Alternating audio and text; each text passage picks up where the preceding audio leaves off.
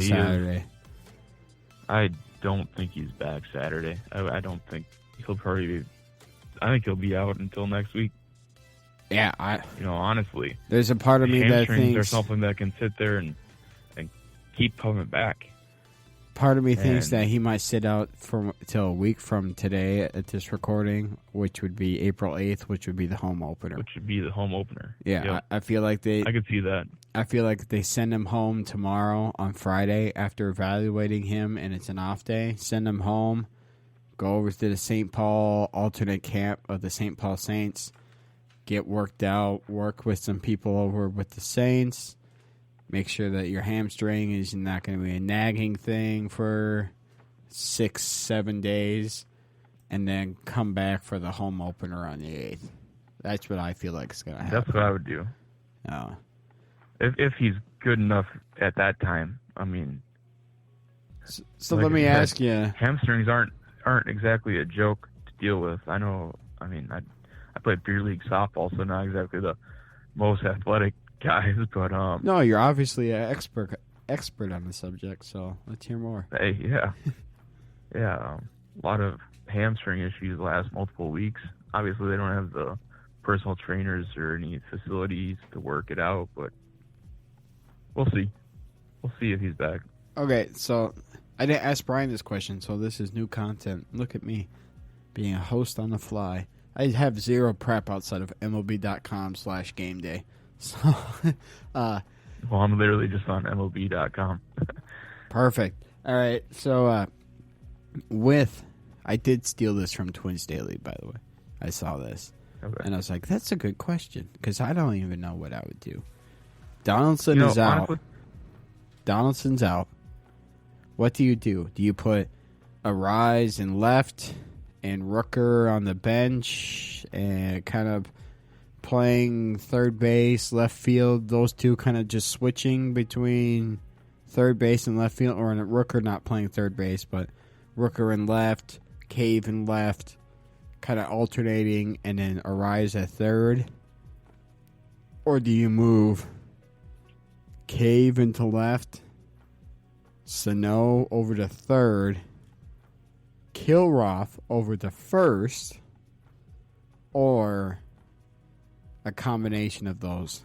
So, like, Brent Rooker and Cave rotation on left, a Miguel Sano, Arise rotation in third, and then a Miguel Sano, Alex Kilroth rotation at first.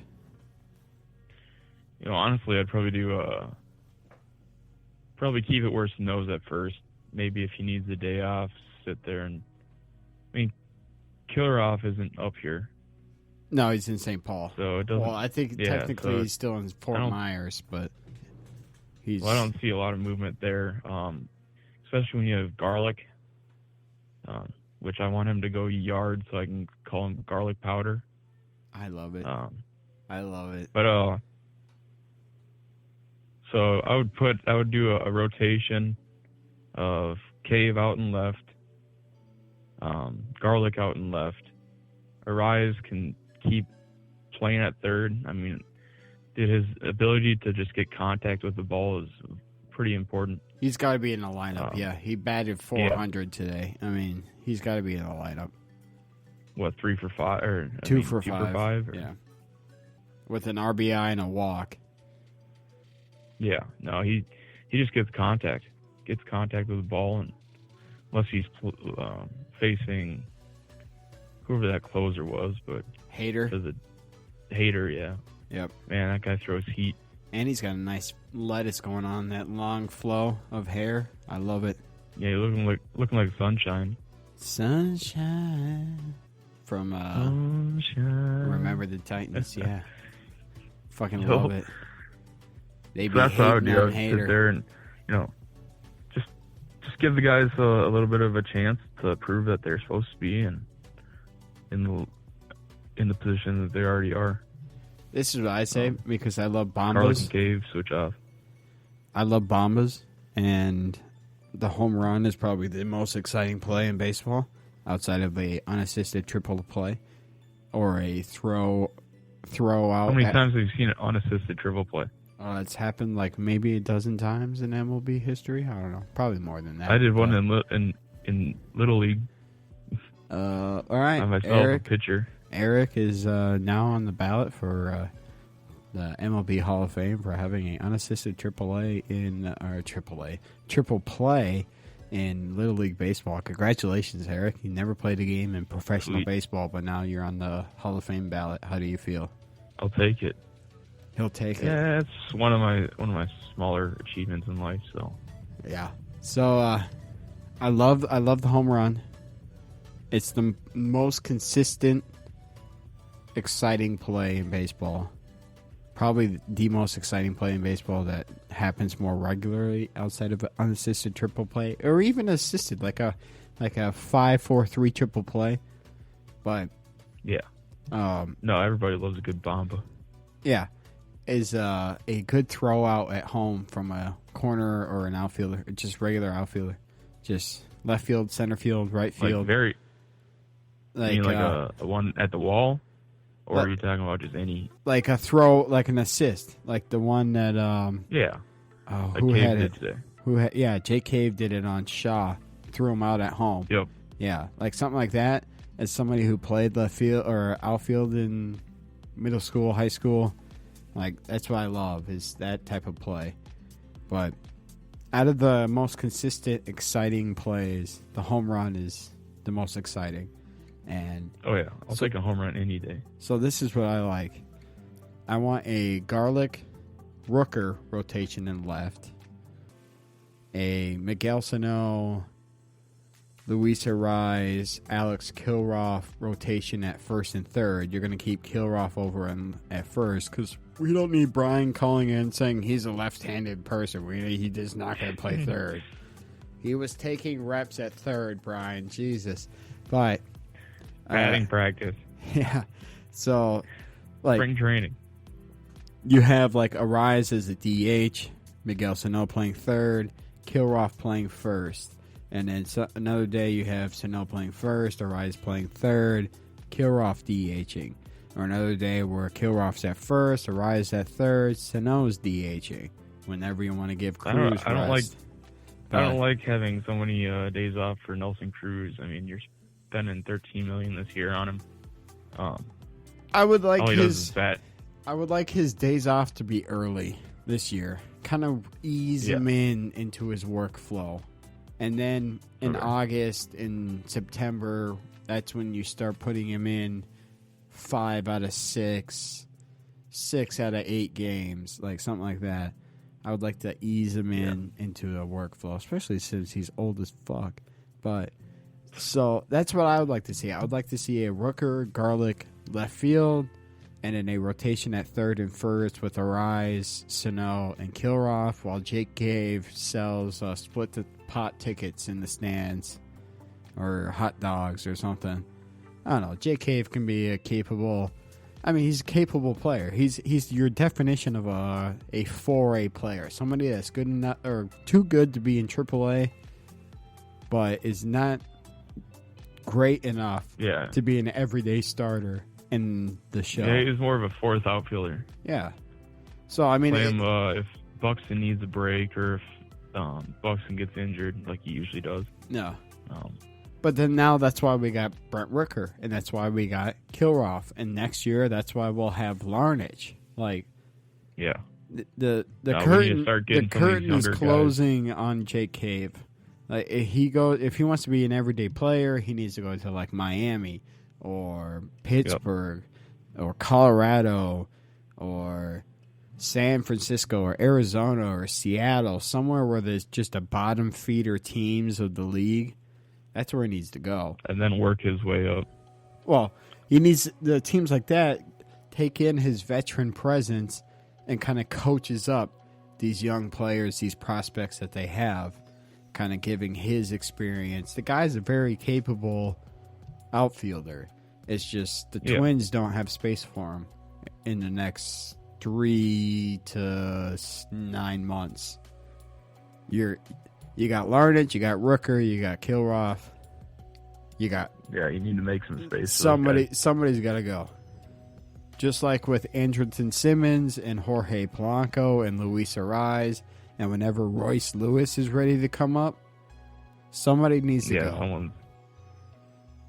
And I'm gonna take a shot from left field and say that Polanco should be the guy that's gone. I just don't see it. I don't see his value that everybody else does. I don't either. I kind of roll my. He was brought in to be the shortstop of the team. He doesn't have the range in throwing. His batting isn't good enough to be in the position that he's in right now. I don't understand why you split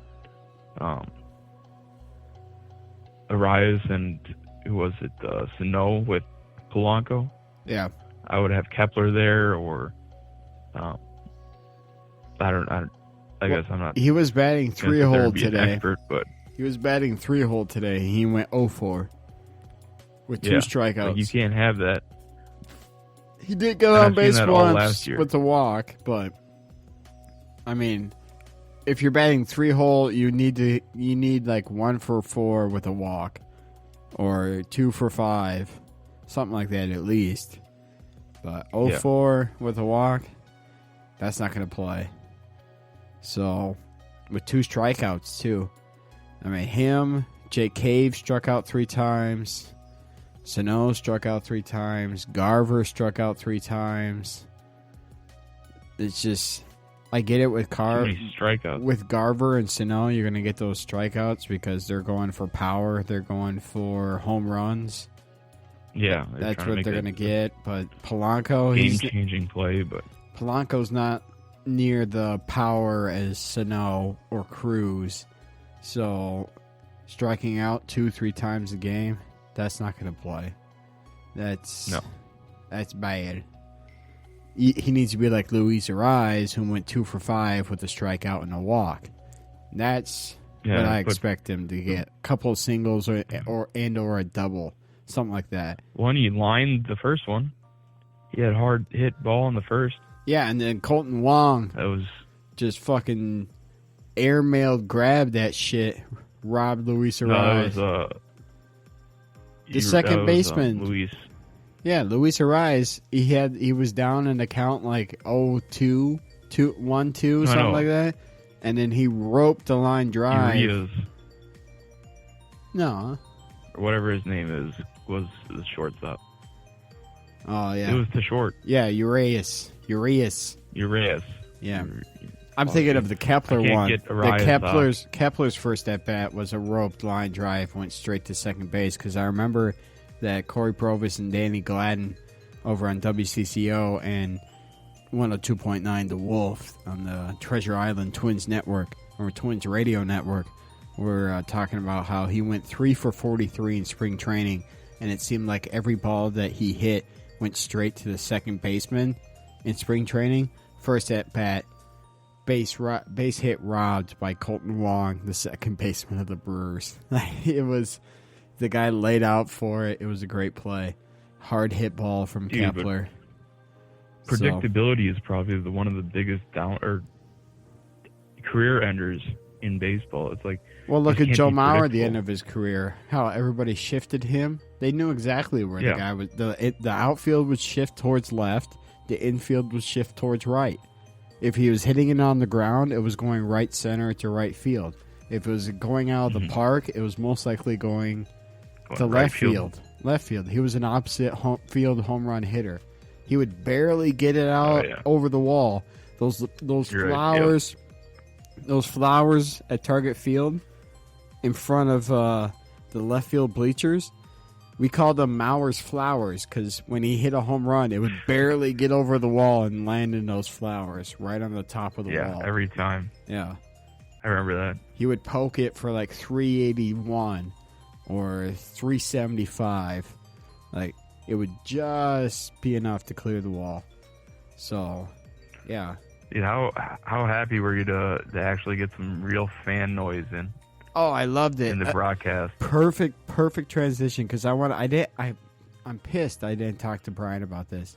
But because, he's our designated Wisconsin representative for the show.